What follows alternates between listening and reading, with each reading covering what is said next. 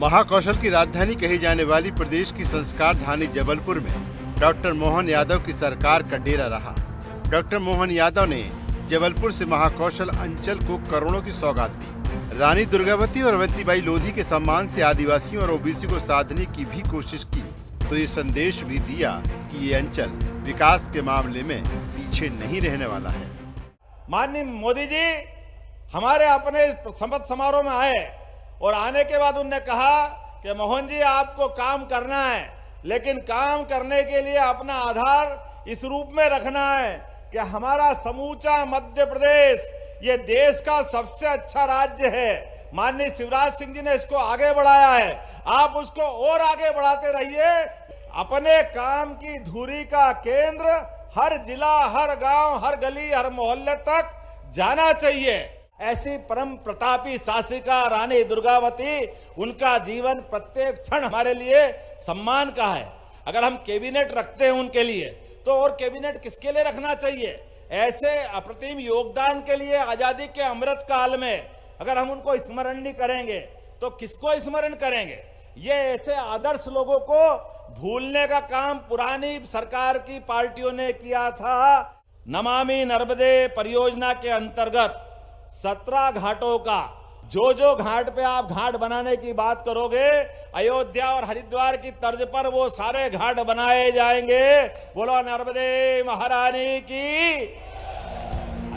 इसके बाद doctor Mohan Yadav cabinet की बैठक भी जबलपुर में हुई, जिसमें महाकौशल को साधने के लिहाज से कई अहम फैसले लिए गए। रानी दुर्गावती और रानी अवंतीबाई के नाम पर महिलाओं को पुरस्कार, रानी दुर्गावती और रानी अवंतीबाई के नाम पर फेलोशिप, सिलेबस में शामिल होगा रानी दुर्गावती और रानी अवंतीबाई का गौरवशाली इतिहास। तेंदुपत्ता संग्रहण राशि 4000 रुपए प्रति मानक बोरा होगी। मिलेट को बढ़ावा देने रानी दुर्गावती श्री अन्न प्रोत्साहन योजना होगी शुरू। मिलेट उत्पादन के लिए 10 रुपए प्रति किलो अनुदान देगी सरकार। 32,000 करोड़ रुपए की नई सिंचाई परियोजना को मंजूरी। 4,500 करोड़ की लागत से बनेंगी नई सड़कें। ग्वालियर व्यापार मेला में ऑटोमोबाइल बिक्री पर 50% सेल्स टैक्स की छूट। रानी दुर्गावती और रानी अवंतीबाई लोधी के प्रति अपनी श्रद्धा समर्पित करते हुए जबलपुर में आयोजित की है। रानी अवंतीबाई लोधी सम्मान हर वर्ष आयोजित किया जाएगा और रानी दुर्गावती सम्मान ये भी हर वर्ष आयोजित किया जाएगा। हमारे आदिवासी भाई जो तेंदुपत्ता तोड़ते हैं, उन तेंदुपत्ता तोड़ने वाले हमारे आदिवासी भाइयों को प्रति मानक बोरा 4,000 रुपये प्रति बोरा के हिसाब से आज कैबिनेट में निर्णय लिया गया है। डॉक्टर मोहन यादव सरकार भाजपा के संकल्प पत्र के वादे, मोदी की गारंटी पर काम करने के साथ लोकसभा चुनाव की रणनीति पर भी आगे बढ़ रही है। इसके लिए संभाग और क्षेत्रीय स्तर पर कैबिनेट की बैठकों का प्लान बनाया गया है। महाकौशल से इसका आगाज हुआ है। आगे मालवा निवाड़, विंध्य, बुंदेलखंड, ग्वालियर चंबल अंचल में भी ऐसी ही बैठकें होंगी। देखना यह है कि सरकार को इस कदम से अपने मकसद में कितनी कामयाबी मिलती है। Bureau report, IND 24। नमस्कार, IND एजेंडा मोहन महाकौशल में आपका स्वागत है। मैं हूं आपके साथ नवीन पुरोहित। चर्चा को विस्तार देंगे, उसके पहले IND एजेंडा के मुख्य बिंदुओं की तरफ एक निगाह डालते हैं। क्या मोहन कैबिनेट ने जबलपुर की बैठक से साथ लिया महाकौशल? रानी दुर्गावती और अवंतीबाई लोधी के नाम पर साथ लिए गए आदिवासी और ओबीसी? राजधानी भोपाल की जगह अंचल स्तर पर कैबिनेट की बैठकों के पीछे क्या रणनीति? मिशन 24 पर डॉक्टर मोहन यादव सरकार कांग्रेस कैसे करेगी मुकाबला? इन्हीं के साथ अब हम सीधा रुख करते हैं चर्चा की ओर। हमारे साथ चर्चा में शामिल हैं अवनीश भार्गव जी, प्रवक्ता हैं मध्य प्रदेश भारतीय जनता पार्टी के। गुंजन चौकसे जी, मीडिया वार्ताकार मध्य प्रदेश भारतीय जनता पार्टी की। गौरव चतुर्वेदी जी, वरिष्ठ पत्रकार हमारे साथ हैं। आप समस्त महानुभावों का बहुत बहुत स्वागत है। सीधा सवाल, अवनीश जी, कैबिनेट की बैठक जबलपुर में हुई और ये भी कहा गया कि अब माड़वा, निमाड़, ग्वालियर, चंबल, बिंद, मतलब संभाग वाइज या रीजन वाइज होगी। तो संभाग वार ये जब कैबिनेट बैठक होंगी, हालांकि कल इस नवाचार पर कांग्रेस ने सवाल उठाए, आपसे आपकी राय जानना चाहता हूँ। देखिए नवीन जी, नवाचार भारतीय जनता पार्टी के 18 साल मध्य प्रदेश में सरकार रही, उसने क्यों नहीं किया? शिवराज सिंह चौहान जी ने ऐसा क्यों नहीं किया? बहुत अच्छा था ये पूरे निर्णय होना, और महाकौशल क्षेत्र को विकास की गंगा बीच में लाना था, तो पहले क्यों नहीं लाए अभी तक? रानी दुर्गावती, रानी अवंतीबाई लोधी को अभी तक नहीं, बीती का बता दे। बात ये होती है कि भूल सुधार का काम मध्य प्रदेश की अभी डॉक्टर मोहन यादव जी की सरकार कर रही, तो निश्चित तौर पे बधाई की पात्र है। लेकिन ये केंद्र ने भी माना है, माननीय नरेंद्र मोदी जी ने माना है, माननीय अमित शाह जी ने माना है कि 18 साल में मध्य प्रदेश का जो कुशासन था, जिससे पिंड छुड़ाने का काम भारतीय जनता पार्टी ने भी वर्तमान में किया। निश्चित तौर पे इसमें बहुत कुछ काम करने की गुंजाइश अभी है। 5 साल तक बहुत लगातार काम करना पड़ा। जिस जंजाल में फंसा था मध्य प्रदेश, जिस तरीके से विवेक तनखा जी ने प्रशंसा की है, हम भी प्रशंसा कर रहे हैं, अच्छा काम किया यहाँ पे। लेकिन लेट क्यों किया? बात ये थी कि 18 साल में मध्य प्रदेश में क्या हुआ, ये तो आप विचार करें। इसके साथ अन्याय हुआ तो एक कैबिनेट की बैठक यदि महाकौशल जबलपुर में आयोजित हो जाए और उससे कहते हैं कि महाकौशल क्षेत्र का विकास हो गया, कैबिनेट की बैठक आयोजित होने के बाद, तो पूरा काम हो गया क्या?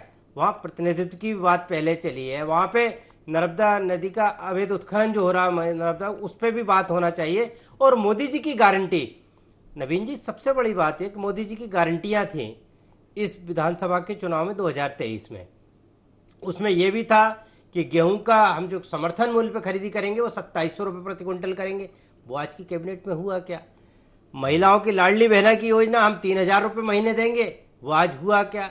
रोजगार के अवसर बढ़ेंगे, उनका क्या हुआ? लाडली बहनाओं के आवास बनेंगे, उस पर क्या हुआ?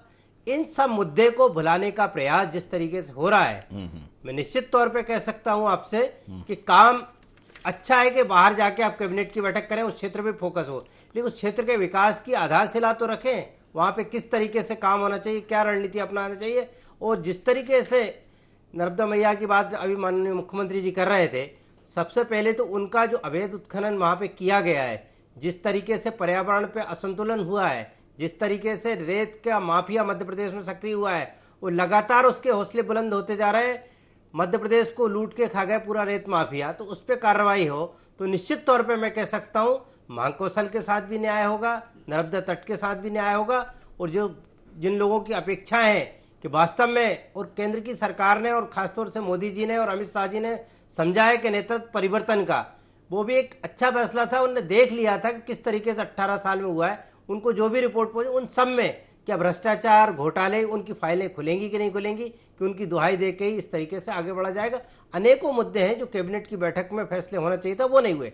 जनता क्या चाह रही थी, जनता की अपेक्षाएं क्या थी नई सरकार से, वो पूरी होना चाहिए। जी गुंजन जी, फैसला अच्छा है, लेकिन अगर अच्छी चीज थी तो भारतीय जनता पार्टी ने पहले इस नवाचार को क्यों नहीं किया? देखिए नवीन जी, हमारे सनातन धर्म में महिलाओं को शक्ति स्वरूपा मान के पूजा जाता है, और भारतीय जनता पार्टी के लिए सर्वोपरि हमेशा रहा है महिला सम्मान, महिला का सशक्तिकरण और महिला की समृद्धि। और इसी को भारतीय जनता पार्टी ने नीति रणनीति के तहत हमेशा इस पे लागू किया हुआ है। अवनीश जी की बात पे अगर मैं पहले जवाब देना चाहूंगी, 2003 से पहले मध्य प्रदेश में कांग्रेस की सरकार थी। क्या किया उस कांग्रेस की सरकार ने महिलाओं के लिए मध्य प्रदेश में, या आदिवासी महिलाओं के लिए मध्य प्रदेश में? कुछ भी नहीं किया। एक भी चीज अवनीश जी मैं चैलेंज के साथ कहती हूं, आपके चैनल पे नहीं गिना पाएंगे।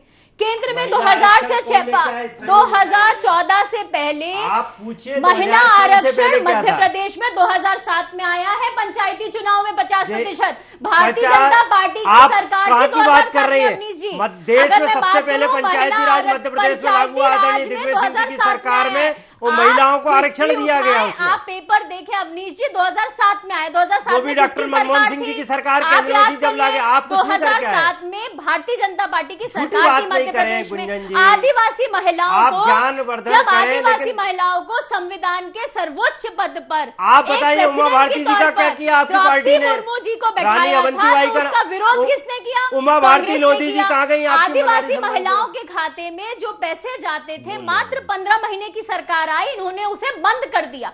तो पहले तो कांग्रेस को माफी मांगनी चाहिए। ये वो महिलाएं हैं जिनका आज माननीय मुख्यमंत्री जी ने सम्मान के साथ नाम लिया है और उनके नाम पे महिला पुरस्कार दिया है। रानी लक्ष्मीबाई की बात कर लूं, रानी दुर्गावती की बात करूं, रानी अवंतीबाई की बात कर लूं, ये वो नाम है कि आज हर एक बच्चे को अपनी जबान पे याद होने चाहिए थे, लेकिन ऐसा नहीं हुआ कांग्रेस सरकार में।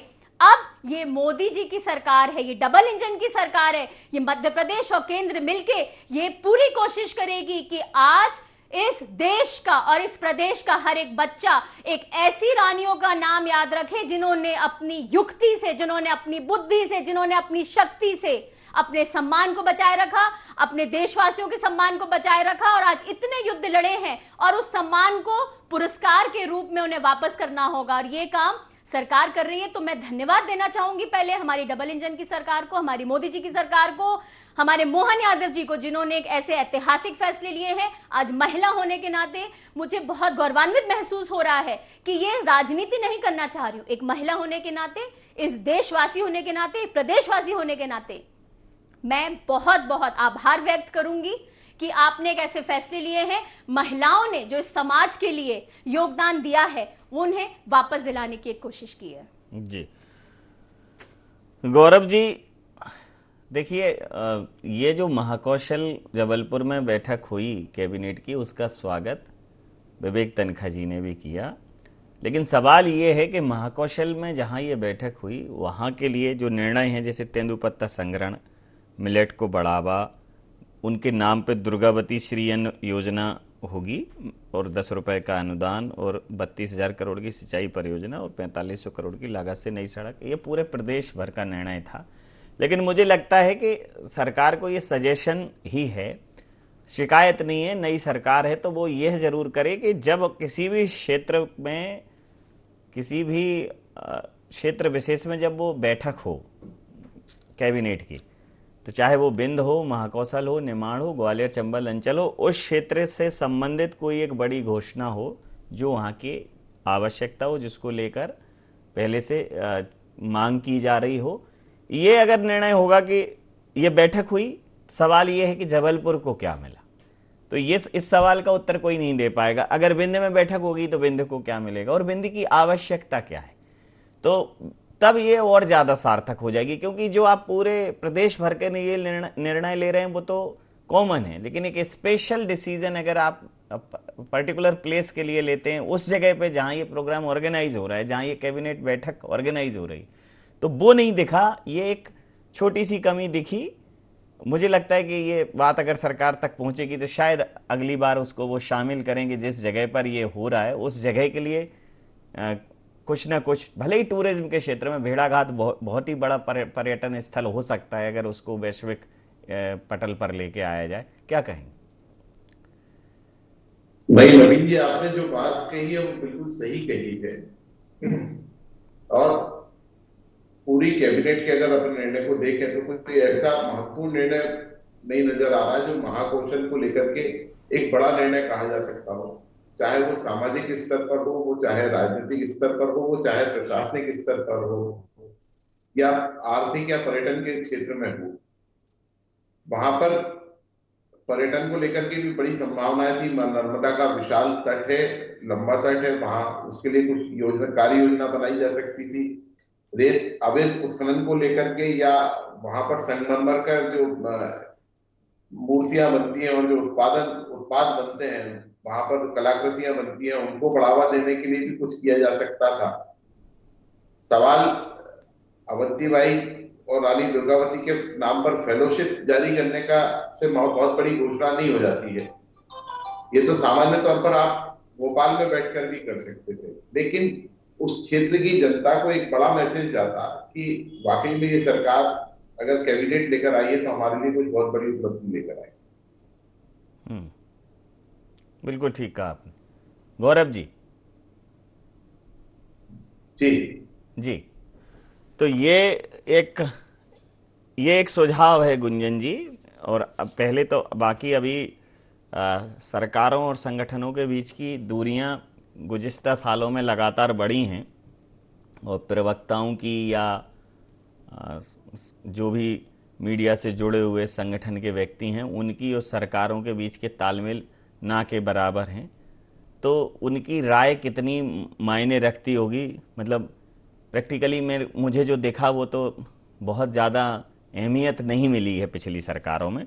अब इसमें मिले तो अलग बात है, लेकिन चूंकि आप पार्टी के सदस्य हैं तो किसी भी फोरम पे तो रख ही सकती हैं बात कि जिस क्षेत्र के लिए हो, महाकौशल निर्माण के लिए हो, तो वहाँ से संबंधित कोई एक विषय जो वहाँ की बहुत महती आवश्यकता हो, डिमांड हो, ग्वालियर चंबल के लिए हो, कि जिस क्षेत्र में वो कैबिनेट बैठक हो उसका एक पद चिन्ह हुआ हो कि नहीं, एक बैठक हुई थी तो देखो इससे क्षेत्र को ये मिला, वहां से समूचे प्रदेश को मिले अच्छी बात है, लेकिन उस क्षेत्र विशेष को क्या मिला, ये एक सवाल है जिस पर सरकार को सोचना चाहिए।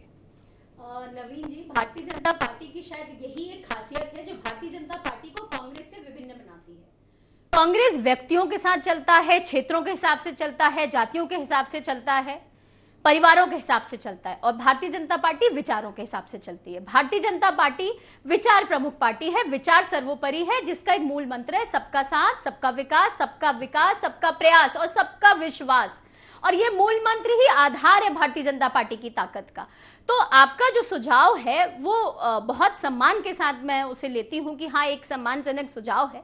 लेकिन नवीन जी, भारतीय जनता पार्टी में कभी क्षेत्र वाइज डिवीजन नहीं हुए हैं, चाहे आप यहाँ का कार्यकर्ता देखें या आप यहाँ का वरिष्ठ मंत्री, केंद्र का देखें या प्रदेश का, नहीं, सब मिलकर नहीं है। एक्चुअली देखिए, जब आप कैबिनेट का विस्तार करते हैं तो क्षेत्र और जातिगत समीकरण देखे जाते हैं, समीकरण तो देखे जाते हैं, और क्षेत्र फिर तो उसकी आवश्यकता ही नहीं है। फिर क्यों जबलपुर, फिर तो इतना कवायद करने की आवश्यकता। फैसले ले रही है पूरे मध्य प्रदेश की जनता के लिए ले रही है, जन कल्याण के लिए ले रही है, हर क्षेत्र की जनता के लिए ले रही है। यहाँ पे क्षेत्र वाइज डिसीजन ना लेके कोई डिफरेंट नीति रणनीति के तहत दिशा निर्देश नहीं दिए जाते हैं। जितने भी दिशा निर्देश हैं वो समुचित प्रदेश की जनता के कल्याण के लिए हैं। और आज जो आपने देखा, मोहन यादव जी ने जिस तरह कहा, उन्होंने बताया कि भारतीय जनता पार्टी की जो सरकार है वो गरीबों की सरकार है, वो गरीबों के साथ खड़ी सरकार है। जैसे जब कुंभ हो किसी भी जगह पर, तो कुंभ का जो उद्देश्य होता है वो पूरे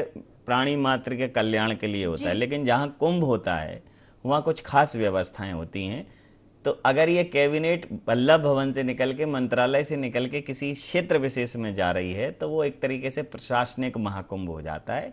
उसकी कुछ अमृत बूंदें अगर उस क्षेत्र में पड़ जाएंगी तो ज़्यादा बेहतर होगा। ये सुझाव है। बाकी सरकारें आजकल मीडिया के सुझाव मानती नहीं है, और मीडिया भी उस लायक। जिस क्षेत्र की आप बात कर रहे हैं वहां भी विकास के लिए आज शिलान्यास राशि भी दी गई है सरकार द्वारा, विकास कार्य भी होंगे, और मध्य प्रदेश की सरकार का संकल्प है और वो आभार यात्रा जो उन्होंने व्यक्त किया है, उन्होंने आभार दिया है, ये आश्वासन दिया है कि जिस तरह मध्य प्रदेश में प्रचंड बहुमत की सरकार बनी है उसी तरह केंद्र में भी लोकसभा चुनाव में भी प्रचंड बहुमत से आएगी भारतीय जनता पार्टी की सरकार। और भारतीय जनता पार्टी ने जो संकल्प लिया है, जन कल्याण का संकल्प, हर वर्ग का संकल्प, कल्याण, हर क्षेत्र का कल्याण, वो भारतीय जनता पार्टी उसे पूर्ण रूप से, पूरी निष्ठा से, पूरी सेवा भाव से, पूरी ईमानदारी से उसे पूरा करेगी। जी नवीन जी, मैं गुंजन जी की बातों को सुन रहा था जी। उन्होंने पार्टी की विचारधारा की बात की। उन्होंने कहा पार्टी के विचारधारा आधारित एक मूल मंत्र है इनके पास, क्षेत्र जात को विकास में इसमें कोई महत्वपूर्ण भूमिका नहीं है। लेकिन मैं कहता हूँ भारतीय जनता पार्टी बची कहाँ है गुंजन जी? यहाँ तो नरेंद्र मोदी जी का चेहरा ही पार्टी का आइडियोलॉजी हो गया है। भारतीय जनता पार्टी का नाम का संगठन सिर्फ नरेंद्र मोदी जी के पीछे पीछे चलने के लिए, उनको देख के ही लोग वोट देने के लिए आगे करने का या प्रयास कर रहे हैं। तो पार्टी तो लगभग आपने पूरी कर ही दी है। यहाँ तक निर्णयों की बात है तो 2003 में आप दिग्विजय सिंह जी की बात कर रही थी, तो आपकी बात का जवाब दे दूं कि उमा भारती के आगे लाके आपने मध्य प्रदेश में भारतीय जनता पार्टी की सरकार बनाई। उस उमा भारती जी का क्या हासिल भारतीय जनता पार्टी ने किया है ये पूरा मध्य प्रदेश जानता है। उनका क्या असर यहाँ हुआ, उनका केंद्र में क्या हुआ, फिर उनको वहाँ से हटाया गया, पार्टी से हटाया गया, ये सब मध्य प्रदेश जानता। तो अब महिला सम्मान की बात भारतीय जनता पार्टी के मुख से अच्छी नहीं लगती।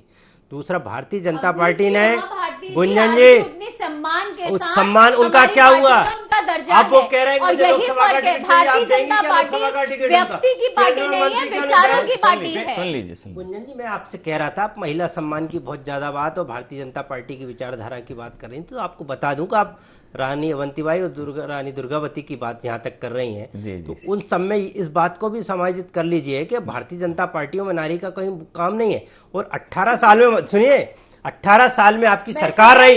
गुंजन जी एक मिनट मेरी बात, गुंजन जी एक मिनट बात कर लीजिए। सबका असर हमने देखा है। और 18 साल के कार्यकाल में मध्य प्रदेश में जब चुनाव की बात आई तो सिर्फ महिलाओं को 1250 देके लाडली बहना के नाम पे वोट मांगने का प्रयास किया गया।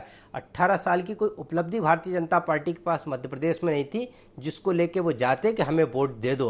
आप किसके नाम पे गए? लाडली बहना के नाम पे गए। आप क्या बात थी कि 18 साल आप लगातार काम करने के बाद फिर भी आप कह रहे हैं कि हमारी नहीं, लाडली बहना के नाम पे हमें वोट चाहिए। और वोट जो आपको पड़ा भी है, जितना भी बड़ा है, तो महिलाओं को बढ़ा तो उनको पैसे दे के बढ़ा है। मैं कह रहा हूँ ये किसी भी महिलाओं को किसी भी स्वावलंबी बना रही थी मध्य प्रदेश में भारतीय जनता पार्टी, तो कांग्रेस को तकलीफ क्या थी? 3 महीने के लिए स्वावलंबी बना रहे थे। मैं कहता हूँ इतना लंबा कार्यकाल मध्य प्रदेश में भारतीय जनता पार्टी की सरकार को मिला है। गुंजन जी, हिमाचल आप प्रदेश लाए, ये सोचिए करती है, मध्य महिलाओं प्रदेश के को खाते कहां में से पैसे कहां नहीं पहुंचा भेजती दिया है। गर्त में आपने। आपको लाडली बहना को पैसे देके सरकार में 18 साल की आपकी कोई उपलब्धि नहीं है मध्य प्रदेश में। आपने जिस तरीके से मध्य प्रदेश को तबाह किया है, जनता जानती है, जिस तरीके से बर्बाद किया है, वो जनता ने 3 दिसंबर को, और आप जनता से खुश हो जाइए। आज की तारीख, आज 3 तारीख, आप खुश हो जाइए, फटाके फोड़ लीजिए। लेकिन मध्य प्रदेश का जो भविष्य बच्चों का, वो बताएगा कितना बड़ा दुख 50 साल पीछे इस मध्य प्रदेश को आपने कर दिया। खासतौर से हिंदी भाषी राज्यों में पिछड़ गया। पहले हम साउथ की तुलना में बहुत पिछड़े थे 200 साल, अब तो हिंदी भाषी राज्यों में छत्तीसगढ़ और राजस्थान से भी काफी पीछे आ गए। हालत मध्य प्रदेश की कहां तक कर दी? आप एक बार दोबारा देखने पढ़ ली, आप एनसीआरबी के आंकड़े देख ले, आप आइडियोलॉजी के आंकड़े देख ले, आप इकोनॉमिक्स के आते, आप एग्रीकल्चर के देख ले, आप डाटा मैनिपुलेशन करके पुरस्कार लेने की बात कर सकते हैं।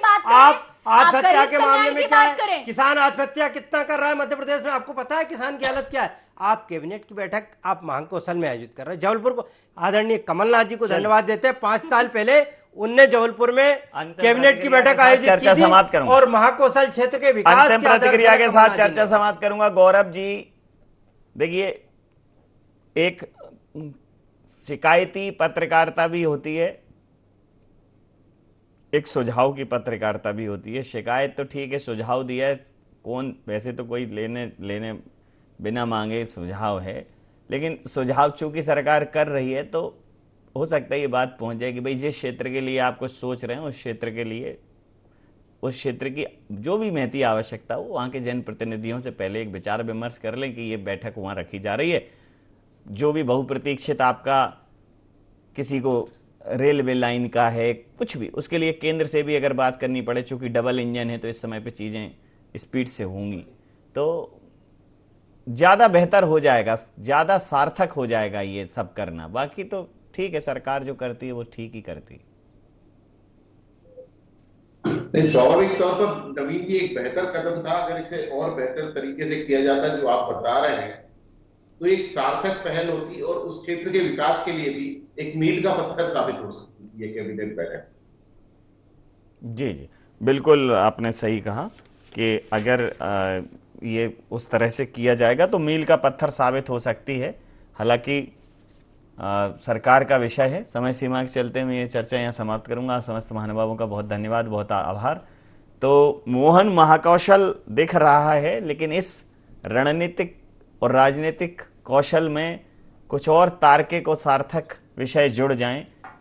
कैबिनेट संभागवार करना बहुत ही अच्छा विषय है, लेकिन उस क्षेत्र की कोई बहुत महती आवश्यकता या बहुत बहुप्रतीक्षित निर्णय, बहुत बड़ी जनभावना अगर सरकार अपने उस कैबिनेट बैठक के एजेंडे में शामिल करे और उस पर कोई सार्थक निर्णय ले, तो इसकी सार्थकता और ज़्यादा मजबूत होगी और ज़्यादा प्रभावी होगी। आई इंडिया एजेंडा में नहीं, आप बने रहिए आई इंडिया 24 के साथ और देखते रहिए आई इंडिया 24। नमस्कार।